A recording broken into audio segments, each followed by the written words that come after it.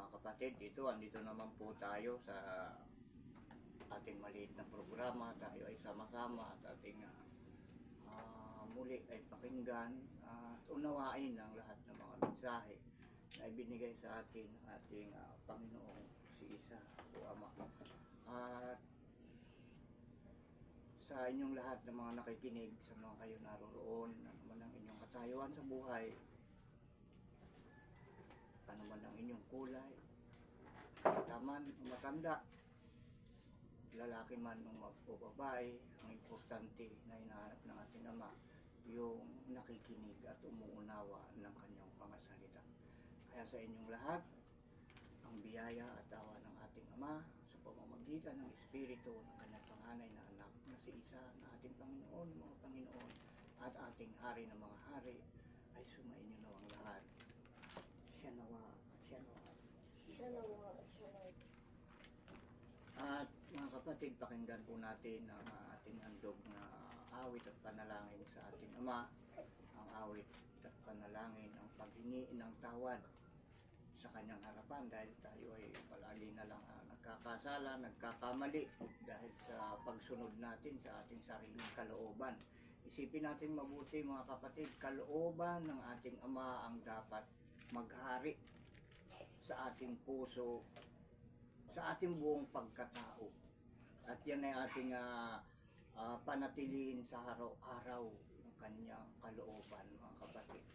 Kaya sa bawat pagkakamali natin, tuwing tayo sasamba sa ating Ama, tayo ay maghahandog ng awit at panalangin ng paghingi ng tawad sa kanyang harapan, upang sa ganun tayo ay dagdagan pa niya ng pangunawa sa kanyang mga salita. Handog na natin mga kapatid ang awit at panalangin ng paghingi ng tawad natin sa ating Panginoong si Isa o Ama.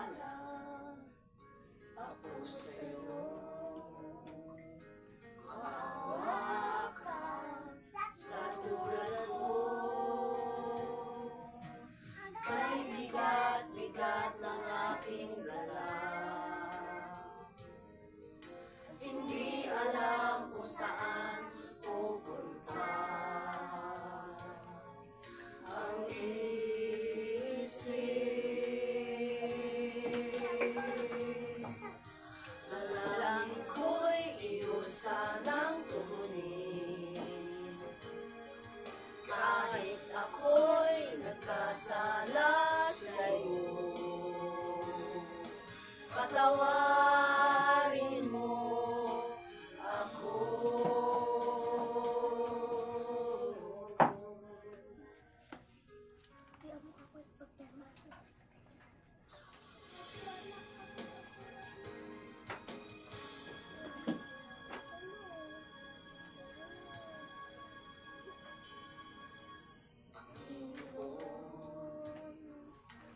Ang hinahangad ng puso ko, makamtan ang patawad mo sa aking sala't pagkakamali, nagdulot ng hiya at pasakit sa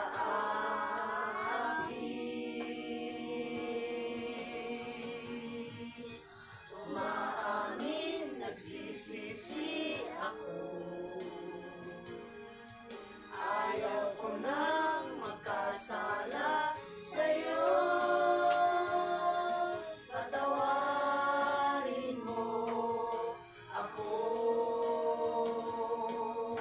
Dalangin ko'y iusan ng tugunin. Kahit ako'y nagkasala sa'yo, patawarin mo ako.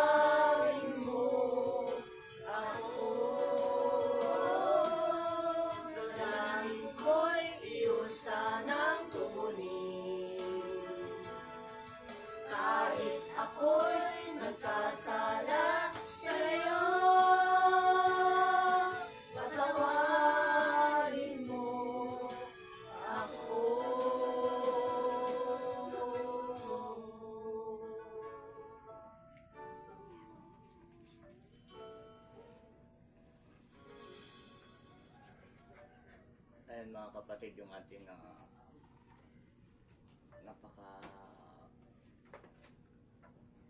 napakabuti at napakamakahulugang awit na handog natin sa ating Panginoon si Isaw Ama. Yan ay ating pag panalangin at parang tayo humihingi ng awa sa ating Panginoong si Isaw Ama upang tayo ay kanyang kahabagan at dagdagan yung ating mga kahinaan, tayo ay palakasin upang ating makayanan na mapaglabanan ng anumang mga hamon ng dyablo sa atin. Napakarami mga kapatid ang hindi natin napapansin na mga gawain na yung pala ay kalooban na ng dyablo ay nangyayari. Hindi na ayon sa kalooban ng ating Ama. At kagaya nung mga kasalukuyan ay tinatamasa nila yung mga ibinigay sa kanila, yung mga pinahiram o pinautang, kagaya ng buhay natin mga kapatid. Yan ay ating nalalaman at ating narinig din sa ating mga ninuno na ating tinagisnan na ang ating buhay ay hiram lamang. Ibig sabihin, isasauli natin kagaya ng utang, mga kapatid. Isasauli. Pero mayroong pagpapatawad, mga kapatid. Meron yung ipinapahingi na lang sa atin yung ating utang. Dahil din sa kababaang loob na ating ipinakikita sa ating pinagkakautangan, mga kapatid. Naniniwala ba kayo doon sa ganon? Na may utang na ipinapahingi na lang, hindi na pinapabayadan. Marami akong nakitang ganun mga kapatid na nagkaroon ng malalaking utang at dahil sa kabutihan, pagpapakumbaba nung nagpautang ay binabaliwala na, pinapahingi na lang sa kanya yung utang at hindi na pinapabayadan. Ganon din ang pangako sa atin ng ating Ama, yung buhay natin, utang natin, yan ang ating mga pagkakaalam, yan ay ating dapat bayaran o isauli. Ay ipapahingi sa atin ng ating Ama yan. Ibig sabihin, tayo ay bibigyan na niyang buhay na walang hanggan. Hindi na natin utang ngayon yung buhay natin. Yun ay sa kabila ng ating pagtupad, pagpapakababa sa kanyang buong kautusan. Huwag tayong kukontra o magmamataas sa kanyang mga utos, magpakababa tayo, mga kapatid. Tandaan nating mabuti, magpakababa tayo dahil lahat na dumarating sa ating buhay sa araw-araw, yan ay kaloob sa atin ng ating Ama. At isipin natin na yan ay utang na dapat nating bayaran. Ibig sabihin, habang ikaw ay may utang, isipin mong mabuti ang pagpapakumbaba sa iyong pinagkakautangan. Magpakababa ka. Dahil nandun sa Kawikaan, mga kapatid, ating mababasa, Kawikaan 22:7. Tingnan nyo sa inyong banal na kasulatan kung kayo'y mayroong ganito. Banal na kasulatan, mga kapatid. Kawikaan 22:7.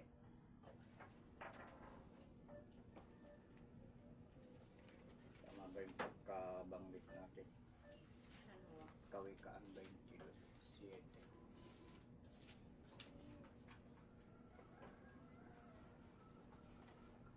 Tandaan yung mabuti mga kapatid ang ating mga naririnig na salita mula dito. Basahin na natin, Kawikaan 22:7. Mga kapatid, atensyon ang kailangan dito sa programang ito. Makinig na mabuti. Wag sana kayong padaya sa diablo, wag kayong pagulo. Wag nyong isipin na guluhin kayo ng diablo sa palatuntunang ito. Basahin natin Kawikaan 22:7. Ang mayaman ay nagpupuno sa dukha, at ang manghihiram ay alipin ng nagpapahiram. Kuhan niyo mga kapatid, kung anong ibig sabihin nito. Yung buhay natin ay hiram natin sa ating Ama, kaya tayo ay alipin niya. Kaya kung tayo alipin, kailangan tayo ay maging masunurin. Dahil yan ang gawain ng tunay na alipin, maging masunurin. Dahil pag hindi ka naging masunurin, yung umaalipin sa iyo ay may karapatang magparusa, mga kapatid. Kaya yung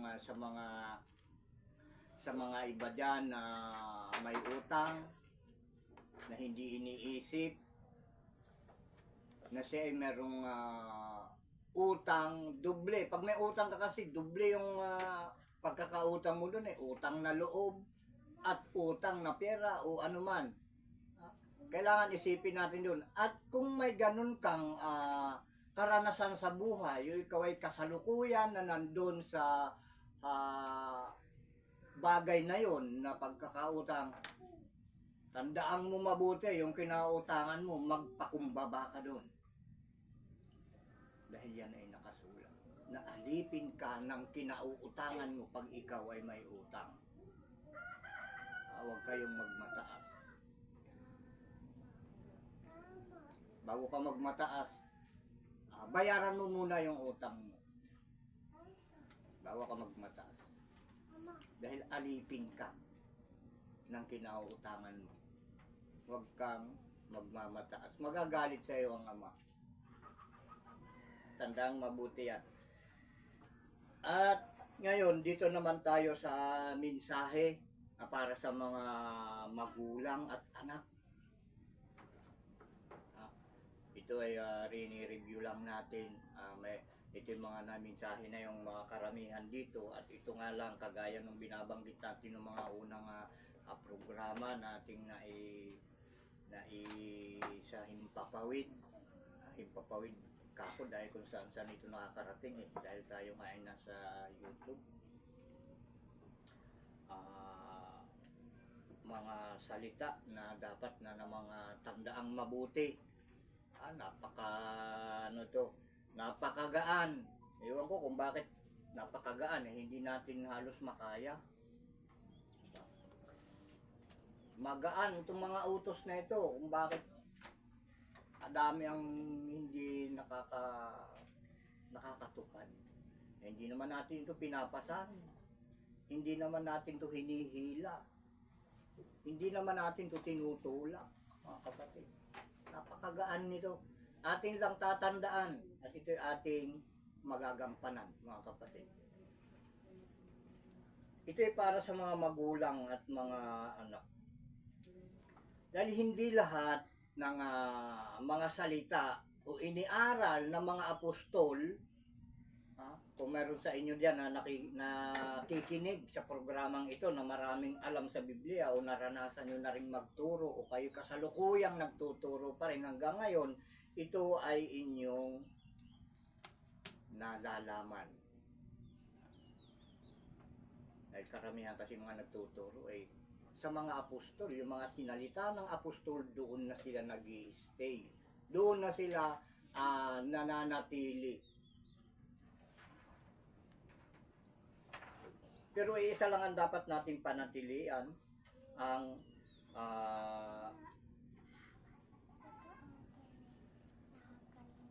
sinasabi ng ating Panginoong si Isa o Ama, nandun sa Mateo 11:6. Tingnan natin, Mateo 11:6.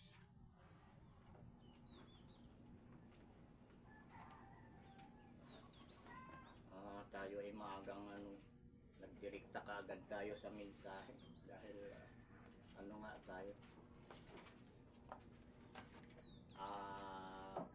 Kakaunti sa bilang. Kakaunti tayo sa bilang. 11:6. Basahin na natin. Matthew 11:6. At mapalad ang sino mang hindi makasumpong ng anumang katitisuran sa akin. So, alam niyo ibig sabihin nito. Kailangan ang palagi nating paniwalaan at tuparin yung kanyang mga sinalita. Huwag tayong matitisod. Ibig sabihin, huwag tayong liliko. Kung ano yung ating narinig na sinalita ng ating Panginoon, ayun ang ating gawin. Yun ang ating gampanan, mga kapatid. Dahil andito sa ang aral ni Pablo, ito ay isang apostol ni Juan, ito yung mga idinugtong sa mga alagad, pero hindi siya kabilang sa 12 alagad. Ito si apostol Pablo. Tingnan natin, basahin natin yung kanyang sulat ando sa Efeso 6:2. Yan, tingnan natin doon sa yung Efeso, hanapin natin. Efeso 6:2.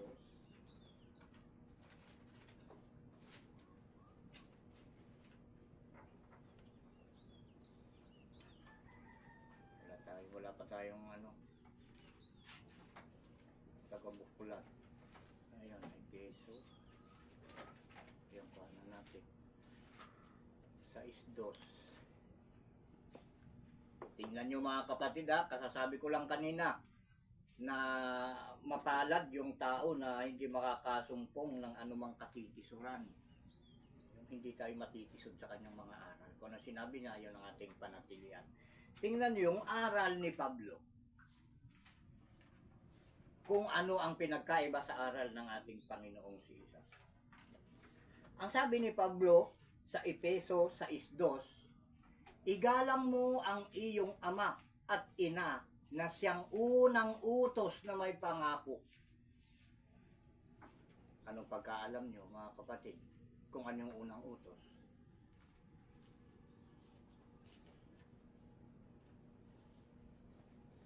Bakit sinasabi ni Pablo na ang unang utos daw na may pangako ay igalang ang iyong ama at ina?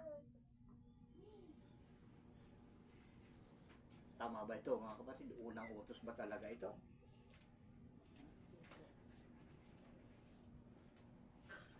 Pero hindi niya naunawaan ang kanyang mga binabanggit. Dahil doon sa 1:6:1, nabanggit niya bago doon sa 2. Mga anak, magsitalima kayo sa inyong mga magulang sa Panginoon, sapagkat ito'y matuwid. Ang tinutumbok nitong 1, tayo ay magsitalima o sumunod sa ating mga magulang kung ayon sa Panginoon yung ating magulang, mga kapatid. Di ba malinaw? 6:1, mga anak, magsitalima kayo. Ibig sabihin ng talima, sumunod. Sumunod kayo sa inyong mga magulang sa Panginoon, sapagkat ito'y matuwid. Kung ayon sa pinag-uutos ng Ama ang itinuturo ng ating mga magulang, kailangan talaga natin silang sundin. Ngayon, andito naman sa number 2, sa binasa nating una, igalang mo ang iyong ama at ang iyong ina, na siyang unang utos na may pangako. Diba? Naghihiwalay yung aral. Naghihiwalay. Dahil ito daw yung unang utos na may pangako, yung igalang ang ama at ang ina. Ngayon, ang sabi ng ating Panginoon na si Isa dun sa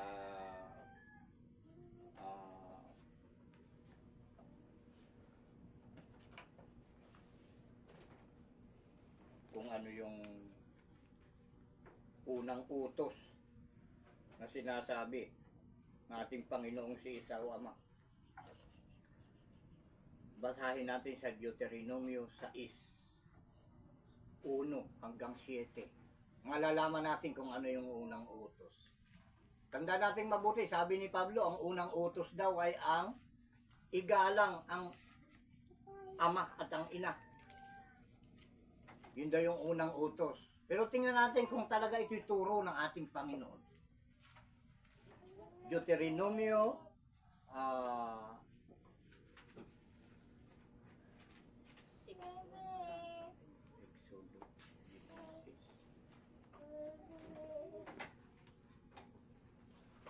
Deuteronomio 6:1 hanggang 7. Ayan, tingnan natin nga kung tunay yung turo ni Pablo. Ang pamagat ay Ang Israel ay pinaalalahanan upang maging tapat sa Panginoon. kailangan maging tapat tayo sa Panginoon. Hindi kay Pablo, mga kapatid, sa Panginoon na tinawag nga siya na magturo. Pero sinusunod ba niya? Ha? Sinunod ba niya ang utos? Ito, basahin natin para malinaw. 6:1 hanggang 7 ng Deuteronomio. Ito nga ang utos, ang mga palatuntunan at ang mga kahatulan na iniutos ng Panginoon ninyong Diyos na ituro sa inyo upang inyong magawa sa lupaing inyong paruroonan upang ariin, na ikaw ay matakot sa Panginoon mong Diyos, na iyong ingatan ang lahat niyang mga palatuntunan at ang kaniyang mga utos na aking iniuutos sa iyo at sa iyong anak at sa anak ng iyong anak sa lahat ng araw ng iyong buhay, at upang ang iyong mga araw ay lumawig. Dinggin mo nga, O Israel, at iyong isagawa upang ikabuti mo at upang kayo'y dumaming maigi, na gaya ng ipinangako sa iyo ng Panginoon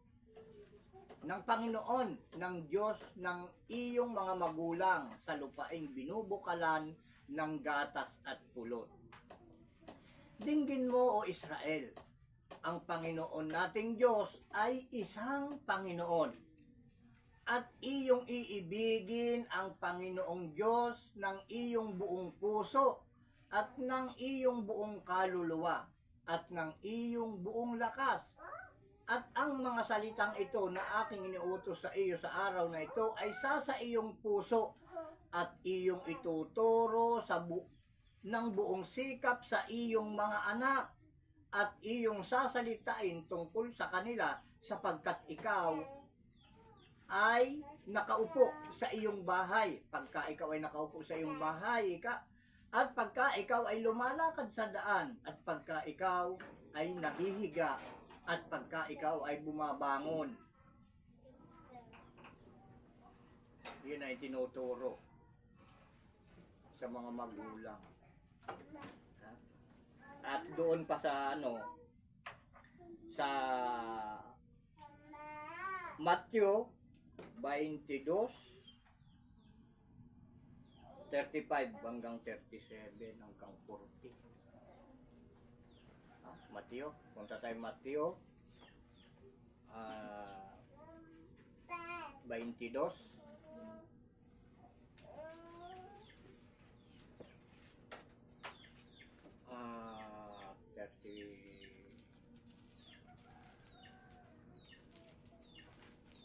35 hanggang 40, mga kapatid. Tingnan natin, tandaan yung mabuti, yung utos.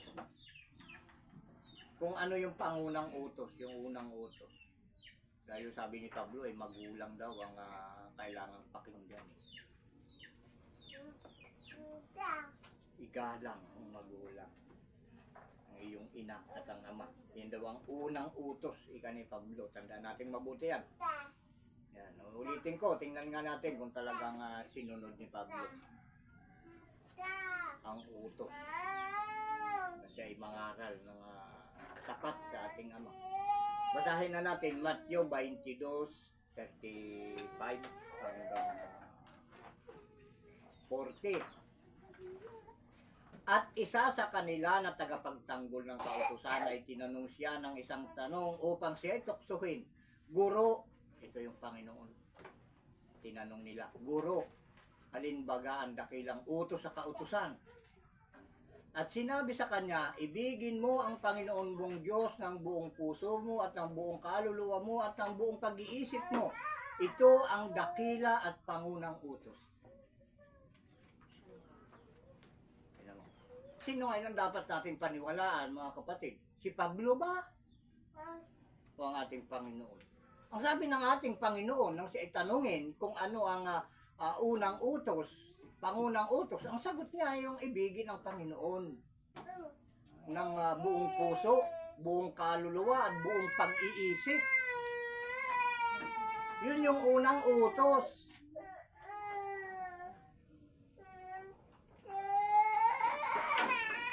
Ay yung inutusan ng ating Panginoong si isa naman na mangaral na si Pablo, ang sinasabi naman niya na ang unang utos daw ay igalang ang magulang. Yun daw ang unang utos na may pangako. Di ba? Ituloy natin.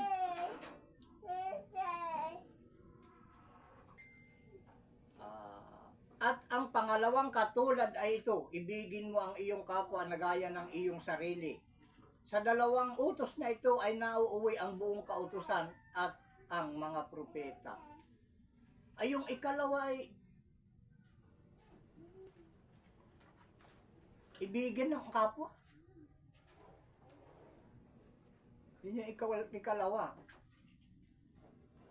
Ayun, ipagpalagay natin, kasama na yung magulang.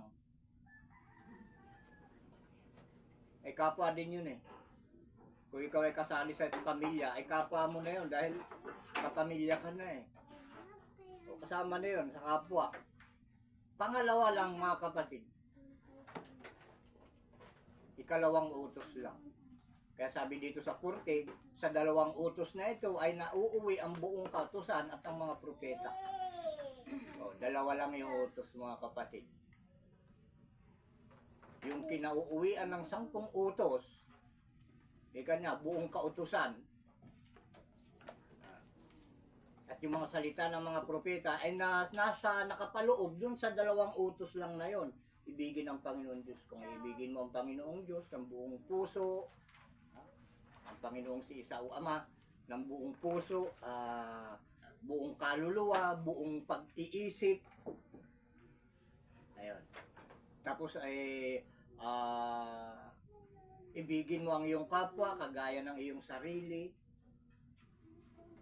Ay natupad mo na ang 10 utos. Dahil kung mahal mo ang ating Panginoong si Isa o Ama, ay hindi ka kakain ng pinagbabawal niya. Yung Sabat na sinasabi niya ay ipapangilin mo. Yung kanyang Pasko tuwing ika-7 taong gaganapin mo. Hindi ka magnanakaw, hindi ka sasamba sa Diyos-Diyosan kung iniibig mo ng buong puso at pag-iisip ang ating Panginoong si Isa o Ama. Yun yung tunay na pag-ibig ng buong puso, buong pag-iisip, at buong kaluluwa. Ganun din, kung gaano mo pinapahalagahan ng iyong sarili, ganun din pahalagahan mo yung kapwa. Yun yung ikalawang utos. Kaya malilihis tayo mga kapatid kapag tayo ay tumutok sa mga pinagtuturo nitong mga apostol. Dahil hindi naman lahat eh. Hindi ko naman sinasabing lahat ay mali. Mayroon yung mga tama. Kaya dapat nga piliin natin. Piliin natin ang mabuti at iwaksin natin yung masama. Kung ano yung hindi turo ng ating Panginoong si Isa, wag na natin gawin, wag natin gamitin yung mga bagay na yun. Hindi niya dapat sinabi yun na pangunang utos. Ay kinukontra mo yung turo ng ating Panginoong si Isa. Pag sinabi mong pangunang utos ay ibigin yung magulang, igalang yung magulang. Sabay, nasaan na ngayon yung lumikha sa atin? Ay ang unang utos ay nasa magulang na. Di ba? Dapat naunawaan natin ito mga kapatid. Dahil ang sabi ng ating Panginoong si Isa,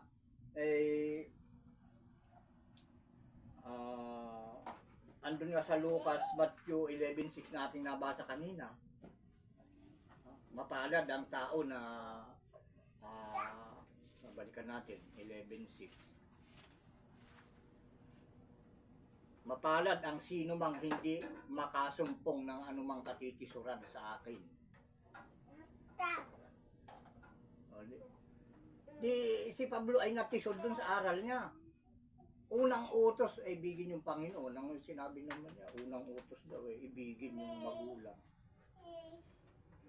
Igalang yung magulang, yun daw ang unang utos. Ito isang patunay mga kapatid na hindi lahat ng utos ng mga apostol na nakasulat dito sa banal na kasulatan ay dapat paniwalaan. Sinugo ako ng Ama, mga kapatid, para inyong paniwalaan, pakinggan at paniwalaan. Hindi sila Pablo, mga kapatid. Dahil ikinukorek ko dito kung ano yung mga mali ng mga apostol na nauna sa akin. Dahil ako'y huli. Sa lahat ng apostol, ako ang huli, mga kapatid. Para matupad ang nakasulat sa banal na kasulatan na may mga mauuna na mahuhuli at ang mahuhuli siyang mauuna. Dito nyo mauunawa ang lahat ng kalooban ng ating Ama pag dito kayo nakinig, mga kapatid. Kaya yung turo ay dapat sa magulang. At yung magulang ang bahalang magturo naman sa kanilang mga anak. Kagaya nito, mga kapatid. Itong turo na ito na pag hindi nyo ito pinaniwalaan, ay tisod na naman. Katitisuran na naman ito. Matitisod na naman kayo dito. Yung nakasulat sa Juan 5:39 hanggang 47. Paulit-ulit nating nababanggit ito. Ay wala nang gumagawa nito eh. Ito nga lang, kararating lang sa amin. Kaya ginagawa namin. 2017 nung dumating sa amin ito, mga kapatid. Ay 2024 na ngayon. Buwan ngayon ng February at ang pitsa ay 15. At ngayon ay Sabado, mga kapatid.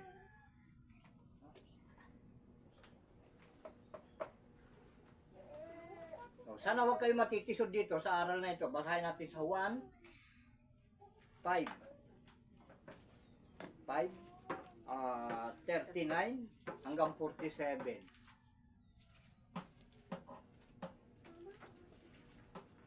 5:39 hanggang 47.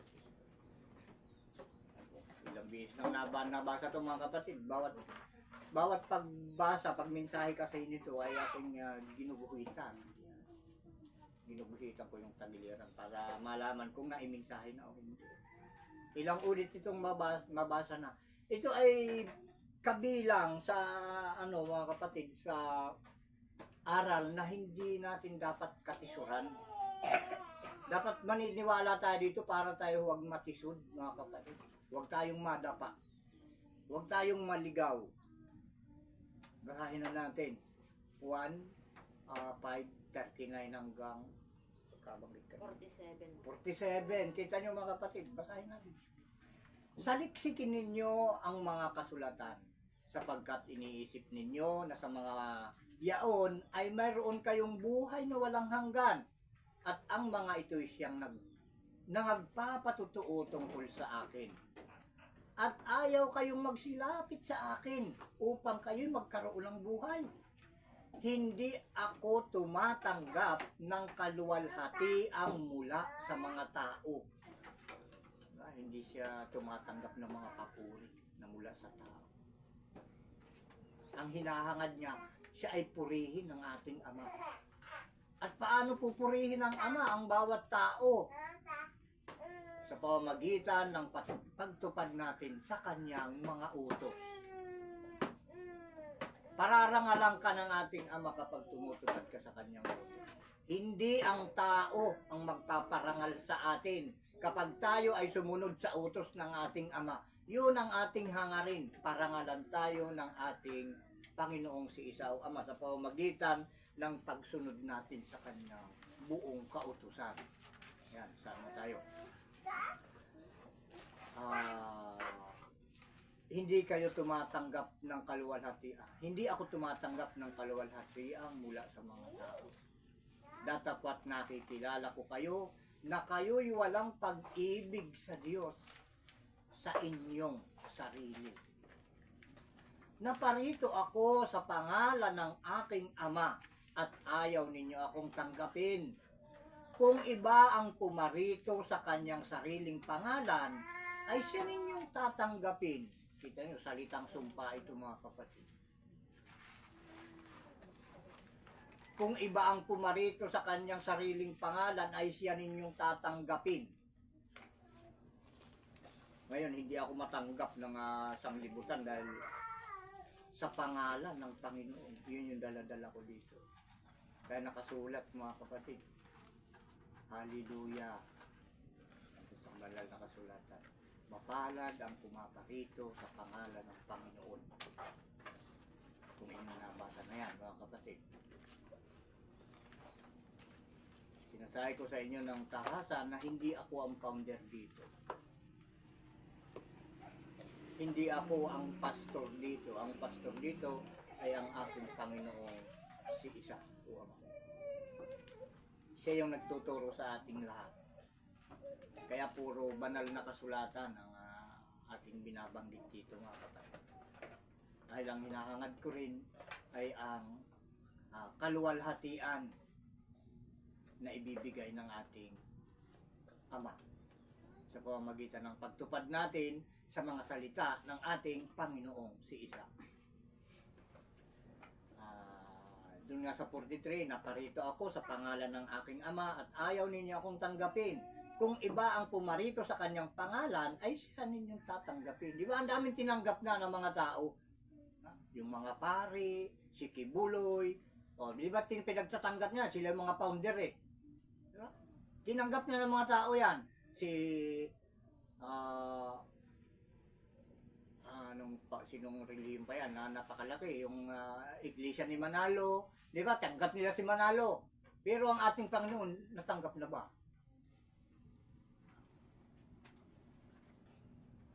Ay hindi nga sila sumusunod sa 10 utos hindi nila alam pero nababasa nila, binabaliwala na nila dahil ang kanilang pinaniniwalaan ay yung mga sulat ng mga apostol. Ang ating pinagdidiinan dito, yung mga salita ng ating Panginoong si Isa. Hindi yung mga kung ano-anong pinagsasabi ng mga apostol. Pag mali ang tinuturo ng apostol dito, sinasabi ko sa inyo mga kapatid. Dahil ako ay sinugo ng ating Ama na taga-ayos ng sira. Sinira nila ang kautusan ng ating Panginoong si Isa. At ito inaayos natin mga kapatid, pinapatibay. Sa pamamagitan din ng mga binitawang salita ng ating Panginoong si Isa. Sa 44, paano kayo'y makapananampalataya kayong mga nagtatanggapan sa isa't isa ng kaluwalhatian at hindi ninyo pinaghahanap ang kaluwalhatiang nanggaling sa tanging Diyos?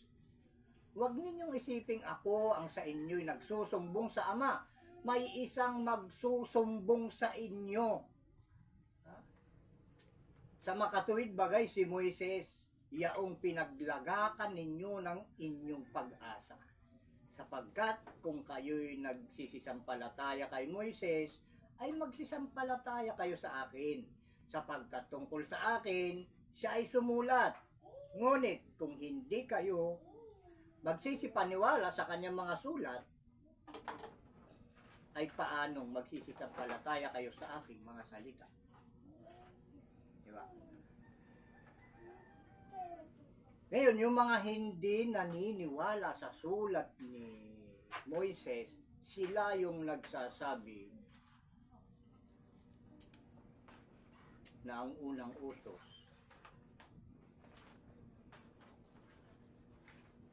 ay paniwalaan ng magulang. Yung unang utos ay igalang ng mga magulang. Yan, napakaraming ganyan ang turo mga kapatid. para tayo tuluyang magsisampalataya sa ating Panginoong si Isaw Ama sa pamamagitan ng kanyang mga salita, ay sundin muna natin yung mga sinulat ni Moises. Dahil kung hindi natin susundin ang sinulat ni Moises, wala tayong pananampalataya sa mga salita ng ating Panginoong si Isaw. Yun yung malinaw na nakasulat na atin nabasa, mga kapatid. Dahil sinabi nga niya, may susuguin ako na propetang kagaya ni Moises. Siya ang inyong pakinggan. Diba? Nandun sa mga gawa. 22, 3:22 hanggang 23. At may sumpa pa, nandun sa Hebreo 10:28. Tingnan natin yung sumpa doon sa Hebreo 10:28 na ating nababanggit ng mga nakaraan na halos paulit-ulit na binabanggit natin ito bago tayo magtapos sa sa ating mensahe na binibigay sa inyo sa sanglibutan. Tingnan nyo mga kapatid, ito pakatandaan nyo mabuti ito para pagdating ng panahon, ayaw ng Ama, nasisisihin ng mga tao ang ating Ama. Pag nandun ang parusa, pag umuulan na ng apoy, ay sasabihin nyo, ito ba ang inyong pangako? Huwag kayong magsasabi ng ganun. Dahil ngayon pa lang,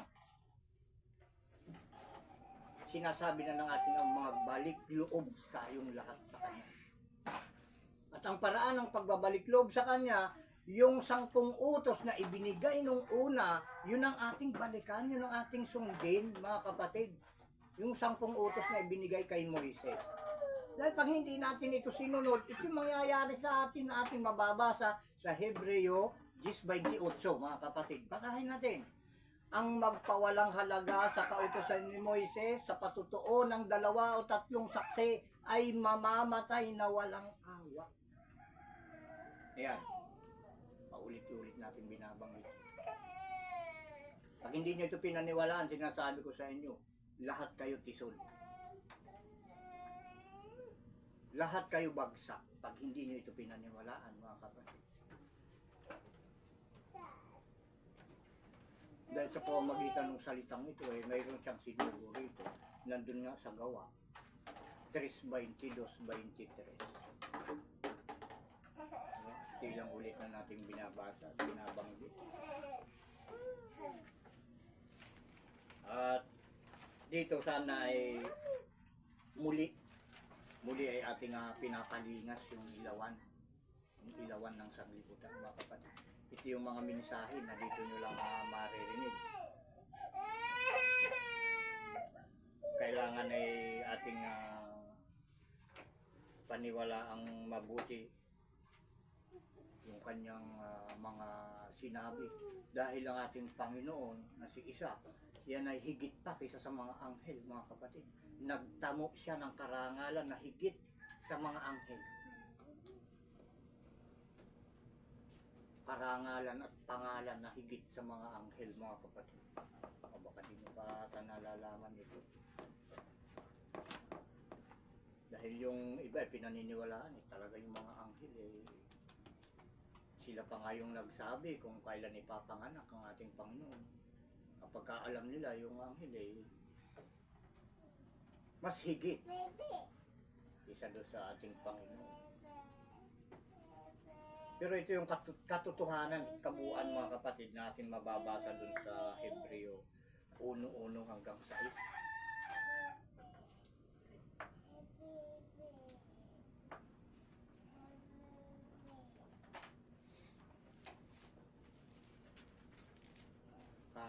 Pagkabanggit yan, Hebreo 1:1 hanggang 6. Atras lang tayo ng kaunti. 1:1 hanggang 6. Ayan, tingnan nyo mga kapatid yung patunay sa sinasabi natin na ang ating Panginoong si Isa ay mas mataas kaysa sa mga anghel. Basahin natin ang sulat sa mga Hebreo. Basahin natin. Ang Ama o ang Diyos na nagsalita ng unang panahon sa ating mga magulang sa iba't ibang panahon at sa iba't ibang paraan sa pamamagitan ng mga propeta ay nagsalita sa atin sa mga huling araw na ito sa pamamagitan ng kanyang anak na siyang itinalaga na tagapagmana ng lahat ng mga bagay, na sa pamamagitan naman niya ay ginawa ang sanglibutan. Palibhasa ay siyang sinag ng kanyang kaluwalhatian at tunay na larawan ng kanyang pagkadiyos ay umaalalay ng lahat ng mga bagay sa pamamagitan ng salita ng kanyang kapangyarihan, ng kanyang magawa na ang paglilinis ng mga kasalanan ay lumuklok sa kanan ng karangalan sa kaitaasan na naging lalong mabuti kaysa mga anghel. Yan o. Palibhasa ay nagmana ng lalong marilag na pangalan kaysa kanila.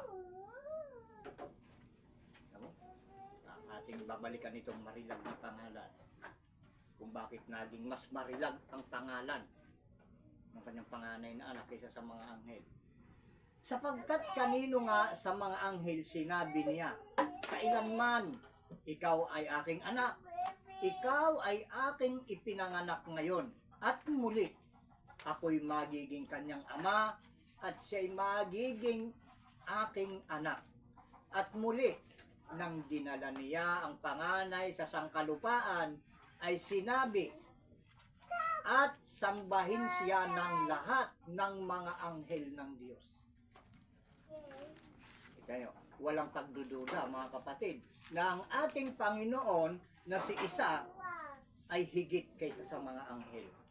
Dahil sinabi dito, siya ay sambahin ng lahat ng mga anghel ng Diyos. Dahil siya ay nagtamo, ando sa 4, siya ay naging lalong mabuti kaysa mga anghel. Palibhasa ay nagmana ng lalong marilag na pangalan kaysa sa kanila. Ano pa ba yung mas lalong marilag na pangalan kaysa sa pangalang anghel, mga kapatid? Kayo, anong pagkaalam ninyo? Dito sa sanglibutan, ano yung pinakaangat sa lahat ng bagay? Ano yung nakahihigit sa lahat ng bagay dito sa lupa, mga kapatid? Yung inyong pagkakaalam. O dito sa atin, dahil tayo kakaunti. May nakakaalam ba kung ano yung higit na nakalalamang dito sa ibabaw ng lupa? Pangalang isa o ama. Hindi pa nila alam yun. Nung hindi pa dumating sa atin yung aral yan, anong pagkaalam natin, na higit na nakakaangat dito sa ibabaw ng lupa. Ako na lang sasagot, mga kapatid. Dahil yung kaalaman nga na binigay sa atin ay angat din kaysa sa taga-sanglibutan. Ang number 1 at unang-una na higit na nakalalamang dito sa ibabaw ng lupa sa lahat ng mga bagay ay ang number 1, mga kapatid. Yan ay angat sa lahat. Ang number 1. Kaya nga ang pangalan ng ating ama ay nag-iisang ama. Kaya ang higit sa lahat, isa, mga kapatid. Higit yan kaysa sa pangalang anghel. Di ba pag tayo nag-aaral, sino yung first? Honor. Yeah, pagdating ng graduation. Kahit sa mga posisyon, sa mga tungkulin, sino yung pinakamataas na tanod, kumbaga sa barangay, yung first tanod. Diba? Yun yung chief tanod nila. Yun yung number 1. Dito sa Pilipinas, sino ang number 1 sinusunod? Pangulo. Diba? Number 1, presidente. Diba? Lahat ng mga bagay, ang nangingibabaw sa lahat ay ang una. Top. Sa English yun, top. Ibabaw na yung ibabaw. Kaya baga kung inyong mapapansin mga kapatid, mayroon yung palaro, pambansang palaro, pang buong mundong palaro. Yung dawan, kung alam niyo yun, yung kickboxing na yan, muay thai na yan. Diba, nakalagay doon 1. Eh, sa lahat ata ng games, yun yung kon eh. Bakit yung may tatak na number 1? Dahil talagang ubusan ng lakas yun, patibayan ng buto. Pahabaan ng resistensya, yung dawan. Kaya siya ay nagtamo ng higit ng pangalan kaysa sa mga anghel dahil ang pangalan nga niya mga kapatid ay isa dito sa huling araw. Yun yung tinutukoy na pangalang higit kaysa sa pangalang anghel. Dahil siya nga ay may bagong pangalan. Diba? Ito alam na natin lahat.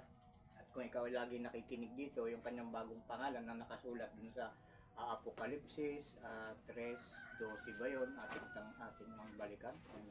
Sa 3:12. O tama. Basahin natin. Kanya may bagong pangalan talaga siya na nabanggit dito sa pahayag. Pahayag ba ito? O pahayag ang tawag dito sa cellphone. Ako sa Biblia, Apokalipsis mga kapatid, 3:12. Basahin natin. Ang magtagumpay ay gagawin kong haligi sa templo ng aking Diyos at hindi na siya lalabas pa doon. At isusulat ko sa kanya ang pangalan ng aking Diyos at ang pangalan ng bayan ng aking Diyos at ang bagong Jerusalem na mananaog buhat sa langit mula sa aking Diyos at ang aking sariling bagong pangalan. Kaya sinasabi niya doon sa ibang kasulatan na mapalad ang dumarating pumaparito sa pangalan ng Panginoon. Kaya yung pangalan ng Panginoon naman nakasulat doon sa Zacarías 14:9, yun yung kanyang bagong pangalan na ating paulit-ulit na binabasa mga kapatid. Zacarías 14:9. Ito ay kabisado na natin ito. Tayong datihan na sumusubaybay sa programang ito ng ating Panginoong si Isawa. Zacarías 14:9. Yan, ulitin na naman natin para wala kayong maisisisi sa ating Panginoong si Isawa Ama pagdating ng pag-ulan ng apoy, paglindol ng yung inaantay ng mga dabigwa na yan na sinasabi, yung mga napakalalakas na bagyo, mahina pa yan, yung mga dumating na bagyo na yan, mahihina pa yan. Mayroon talagang napakalalakas na bagyo, mga kapatid. Na darating at yung mga pag-ulan ng apoy niya. Kaya sa ibang bansa nga, kahit nagihilo yung kanilang kagubatan, ay mas nananaig yung apoy, nasusunog. Kung nanonood kayo mga balita, makikita niyo yan. O yung Zacarías 14:9, tingnan nyo, basahin natin. O, ang paghahari ng Panginoon sa sanglibutan. Dito sa huling araw nga, ito yung kanyang paghahari dahil itong huling araw, ito yung isang araw na binabanggit niya na siya ay muling magbabangon. Yan ay sa pamamagitan ng kanyang ginagamit na ngayon na huling sugo. Ito mga kapatid, nagsasalita sa inyong harapan, paulit-ulit ko itong sinasabi sa inyo na ako ang huling sugo ng ating Ama. Marahil, hindi kayo maniniwala dahil marami nang nagsasabing sila ay huling sugo. Pero ano mga nangyayari? Katulad kay Kibuloy, mga kapatid, sabi niya huling sugo daw siya. Pero ba't di niya alam yung bagong pangalan ng ating Panginoon? Dahil ang kanyang pangalan dito sa huling araw, ang kanyang paghahari dito sa sanglibutan, ay ganito mga kapatid, sa Zacarías 14:9. Ang Panginoon ay magiging hari sa buong lupa. Sa araw na ay magiging ang Panginoon ay isa at ang kanyang pangalan ay isa. Iyon. Iyon yung dala-dala ng huling sugo mga kapatid. Kaya kung sino man na may nakakakilala o nakakaalam na nagsasabi na sila ay huling sugo, dapat alam nila ito. Pag hindi nila alam ito, hindi sila huling sugo mga kapatid, dahil ang huling sugo lang ang nagpapakilala ng bagong pangalan ng ating Panginoong si Isawa Ama. wala nang iba, mga kapatid. Sinungaling yung nagsasabing sila'y huling sugo, hindi naman alam yung bagong pangalan ng ating Panginoong si Isaw Ama na sa kasalukuyan siya naghahari dito sa sanlibutan.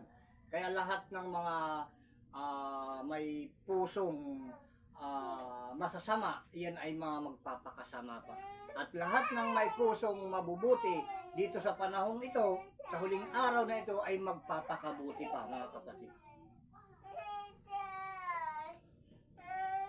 Kaya hindi na ako nagtataka kung marami sa inyo ang mga nakakarinig dito at hindi lubusang naniniwala. Dahil sa inunahan ng diablo, inunahan ni Satanas itong pananampalatayang ito na ibinaba ng ating Ama noong 2017 lang.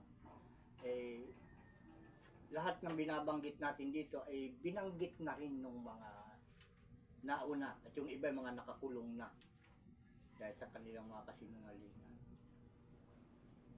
Yung iba nga patay na eh. Pero ang pangako ng ating Ama, dito sa huling sugo, buhay na walang hanggan. Maniwala kayo o hindi, mga kapatid. Ligtas ka sa lahat ng uri ng kapahamakan. Lahat ng magagalit sa iyo, mapapahiya.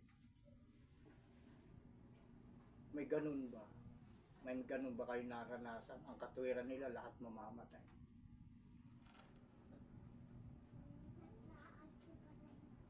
Pag ikaw ay namatay, hindi pa na ipapatawad sa iyo ang iyong kasalanan. Ang sabi ng iba, pag ikaw daw ay namatay, ay ligtas ka na sa kasalanan. Ang tunay na kamatayan, mga kapatid, yung patayin mo, yung iyong kinagis ng gawa na minana sa inyong mga magulang. Yun yung tunay na kamatayan na dapat patayin natin sa ating buhay, mga kapatid. Mabuhay tayo ng ayon sa Espiritu Santo na siyang mga salita ng ating Panginoong si Isaw Ama. Doon tayo mabuhay. Dahil ang Espiritu ay walang kamatayan. Pag nasa iyo yung Espiritu Santo, yung mga salita ng ating Panginoong si Isaw Ama, mananatili rin sa iyo ang buhay dahil ikaw ay nabubuhay sa pamamagitan ng Espiritu Santo. Ngayon, mga kapatid, dahil sa kami nga ngayon, ikakaunti. Anong oras na tayo? 51 minutes po. 7. Yan, abot na naman nata tayo ng isang oras o mahigit. Ngayon, huwag kayong matakot, kayong mga nakikinig na kabilang dito dahil tayo kakaunti lamang. Ilan lang tayo sa ngayon. Pero tayo aabot ng 29. wala, 29 pa lang tayo. Wala pa kaming 30, mga kapatid. Yung mga at hindi ko pa alam kung ang lahat ay sure na. Dahil dito ay binabautismuhan lang dito yung mga sure na eh. Hindi na ako nagbabautismo. Hindi na ako inutusan ng ating Ama na magbautismo nang hindi ganap. Kailangan maging ganap ka muna bago ka mabautismuhan. At may mga gagawin ka para mabautismuhan ka rin. Maaaring mabigyan ka ng tatak, pero hindi ka mababautismuhan, mga kapatid. Dahil ang bautismo ay napakahalaga yan. Bautismo sa tubig.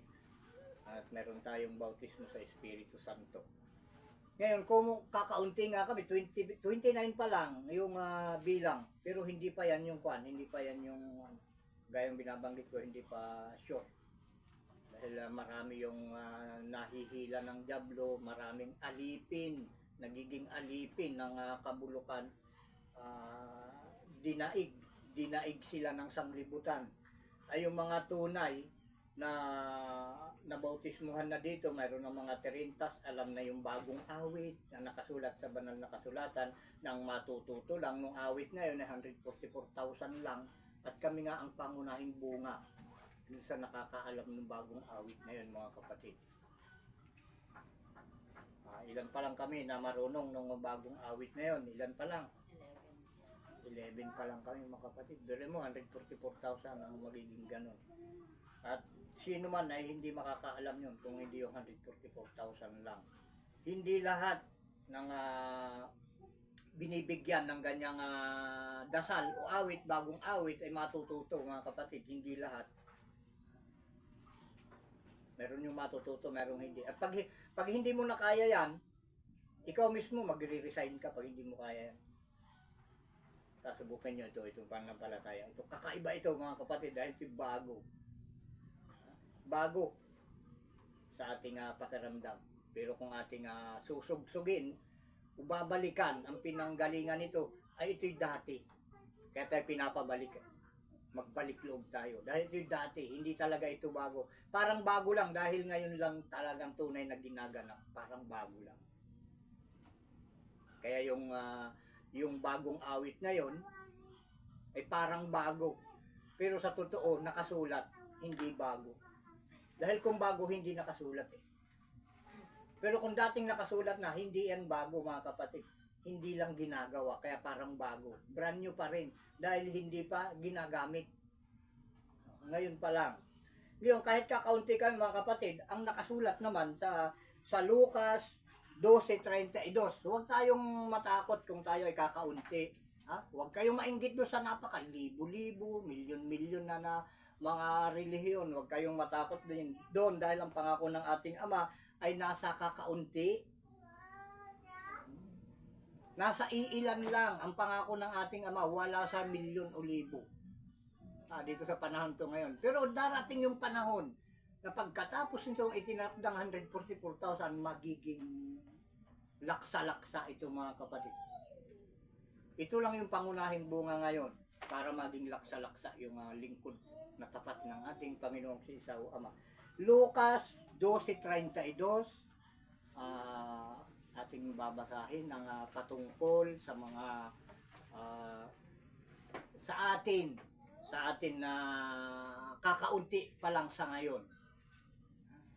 12:32. Lucas 12:32. Basahin natin. Nakuha na natin? Basahin na natin mga kapatid. Huwag kayong mga takot, munting kawan, sapagkat nakalulugod na mainam sa inyong Ama ang sa inyo'y ibigay ang kaharian.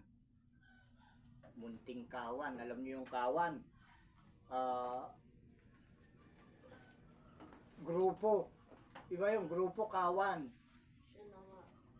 Maliit na samahan. O maliit na organisasyon, mga kapatid. Yung palang hinahanap ng ating Ama.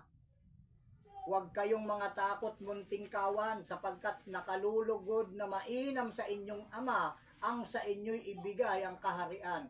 Dahil ang tawag namin sa Diyos talaga Ama, mga kapatid. Kaya sabihin, nakalulugod na mainam sa inyong Ama ang sa inyo'y ibigay ang kaharian. Meron pa mga kapatid, nandun sa Mateo 7:13 hanggang 14. Tingnan natin. Mateo 7:13 hanggang 14.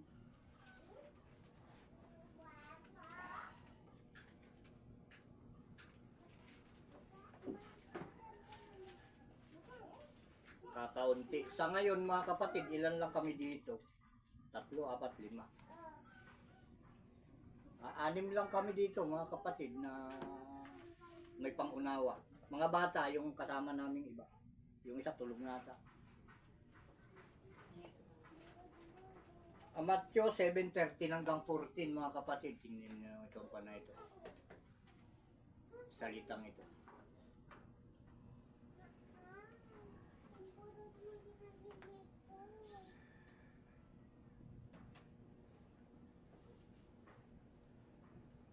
Kayo'y magsipasok sa makipot na pintuan. Ika ng ating Panginoon dito. Sapagkat maluwang ang pintuan at malapad ang daang patungo sa pagkapahamak at marami ang dooy nagsisipasok. Sapagkat makipot ang pintuan at makitid ang daang patungo sa buhay at kakaunti ang nakakasumpong noon. Kita nyo, kakaunti pala yung mga kasumpong ng buhay, mga kapatid. nandun sa makipot na daan. Makipot na daan ito dahil marami ditong bawal, mga kapatid. Bawal sumamba sa Diyos-Diyosan, bawal kumain ng dugo, bawal kumain ng baboy, bawal kumain ng isdang may kaliskis. Napakaraming bawal dito. Kaya ito ay may halintulad sa makipot na daan dahil napakaraming bawal. At kakaunti ang mga kapasok dito, mga kapatid. Ano-anoan nyo? Kaya kahit kakaunti tayo, sa ating ibinigay ng ating Ama ang kanyang pangako. O, andun pa sa 22:14 ng Matthew pa rin. Matthew 22:14. Ano pa yung ating mababasa dito? Basahin natin para ating malaman. Matthew 22:14.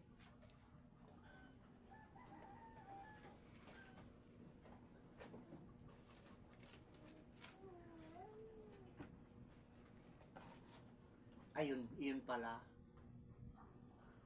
Basahin na natin. Matthew 22:14. Sapagkat marami ang mga tinawag, datapat kakaunti ang mga nahirang. Yan yun, puro kakaunti ang tinutumbok dito eh.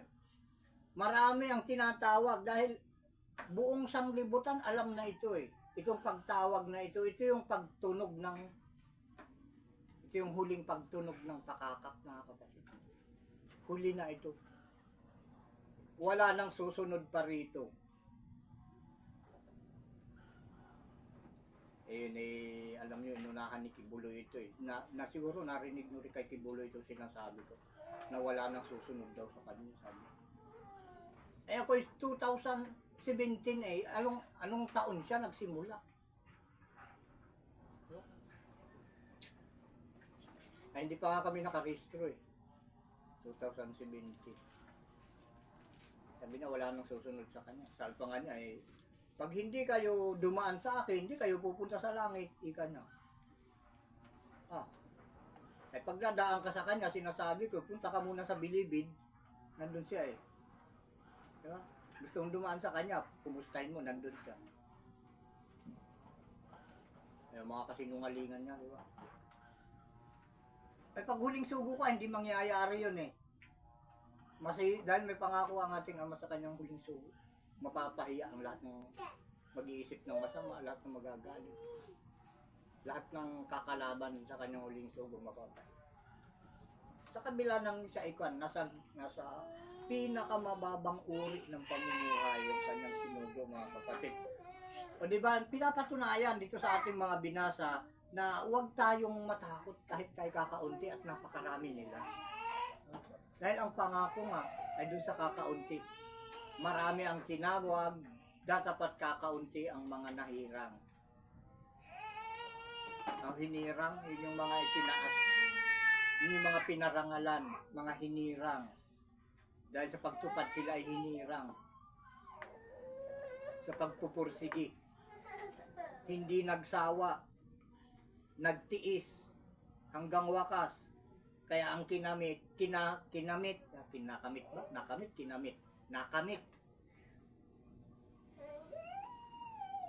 ay pagliligtas ng ating Ama. Yun yung mga nagtitiis. Diba? Ang nagtitiis ay mga dukha lang eh.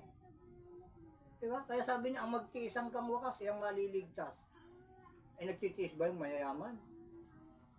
Ay hindi ko gaanong sure na nagtitiis na sila. Dahil mayaman nga eh. Anong pagtitiisan nun eh, mayaman?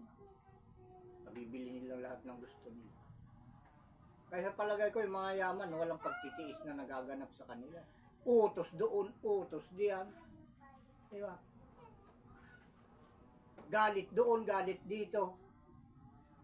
Ay yung iba, patay doon, patay dito. Pagdadaya doon, pagdadaya dito. Yun yung nangyayari sa mga may kaya sa buhay. Kaya walang pagtitiis sa kanila. Yung mga nasasakupan nila ang nagtitiis sa ugali nila. Yun. At ano pa? Ando pa sa 22:14. Ando pa sa Matthew 18 hanggang 20. Atras tayo ng konti. Matthew 18 hanggang 20. 1818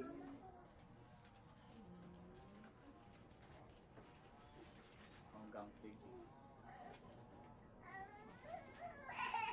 Kita nyo mga kapatid, ito pa. Nakuha nyo na? Matthew 18:18 hanggang 20. Makatandaan nyo itong mga salitang ito mga kapatid. Kapag ito hindi akin. Ito yung salita ng ating Panginoong si Isaw Ama. Pinaparating sa buong sanglibutan. Matthew 18:18 hanggang 20.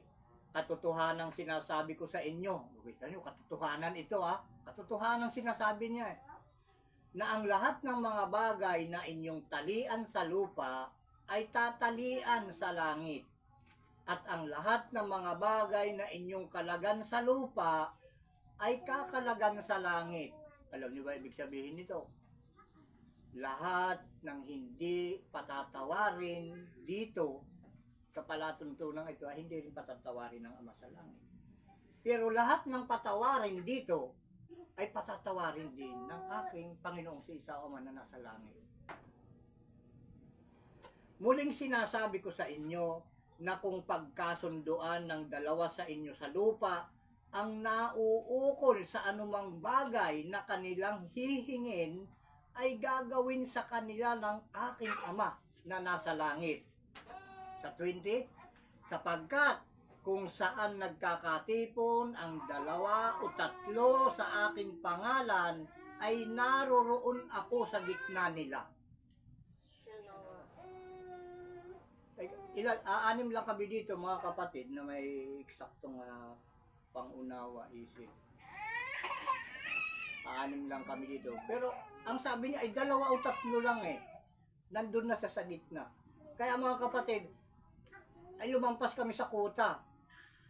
Ay aanim kami. Pero sa totoo niya, 29 kami lahat. Yung iba ay nagtatrabaho kung saan saang lugar. At sana yung ano man ang kinikita nila ay alalahanin nila na sila dinala doon ng Ama para sila ay makapaglingkod dito.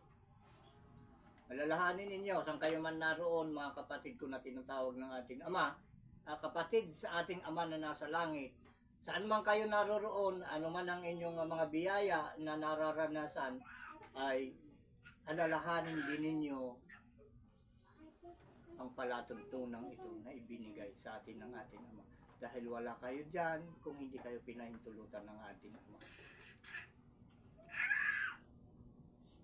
Para sa inyo rin ang mga ikabubuti mga kapatid. Wala akong binabanggit na kung ano-anong halaga o anong mangkandyan. Basta akong alam ng lahat kung ano ang kailangan dito. Doon yung doon darating sa inyo mga biyaya at pagpapala ng ating nasulit. Yung sinasabi na sikliglig, umaapaw, sinasabi nila yon. Pero ibibigay yun sa pamamagitan ng ating pagtitiyaga. Kaya ito, yung panghuli natin na mensahe na binabanggit doon sa Matthew 18:20 nga, ito yung last. Sapagkat kung saan nagkakatipon ng 2 o 3 sa aking pangalan, ay naroroon ako sa gitna nila. Yung kanyang bagong pangalan mga kapatid, ang tinutukoy dito. Yung kanyang bagong pangalan, dahil siya may bagong pangalan. Dahil sinasabi niya, binabago ko lahat ng mga bagay, ika niya. Kaya pati pangalan niya, kadamay doon. Pag sinabing lahat, walang itinatangi. Lahat damay. Binabago ko lahat ng bagay kanya, pati pangalan niya, naging bago ngayon mga kapatid. Kaya yung nagkakatipon-tipon, dadalawa man o 3, sa pangalan ng ating Panginoon na walang iba kundi ang pangalan niyang isa ay nandito siya sa gitna namin mga kapatid. At yan panghuling mensahe yan mga kapatid ngayon tong araw na ito. At sa mga susunod na araw ay muli at ay makakarinig naman ng mga mensahe mula sa ating Ama na para sa ating kalalawak ng pangunawa at ikaalam kung ano ang kalooban ng ating Ama na nararapat nating gawin o pahalagahan sa araw-araw. Sa inyong lahat ng mga nakikinig at walang sawang sumusubaybay sa programang ito ng ating Ama na ibinaba niya dito sa lupa na mula sa langit ng mga langit, saan man kayo naroroon, ano man ang inyong katayuan sa buhay, ano man ang citizenship ninyo, Pilipino man kayo, ang importante ay nauunawaan ninyo ang utos ng ating Ama at sinusunod. Kaya sa inyong lahat, muli, ang biyaya, awa, pagpapala at kapayapaang mula sa ating Ama sa pamamagitan ng Espiritu ng kanyang panganay na anak na si Isa na ating Panginoon ng mga Panginoon at ating Hari ng mga Hari ay sumainyo nawang lahat. Siya nawa at siya nawa. Ayan, yung patutuo, gagawin pa natin yan. Pakinggan nyo mga kapatid, yung patutuo dahil yan ay kinakailangan na ating nabasa kanina doon sa Hebreo 10:28 sa patutuo ng 2 o 3 saksi sa mga pautusan ni Moises ay pupuksain kung hindi maniniwala mga kapatid. Yan mga kapatid, hanggang sa muli.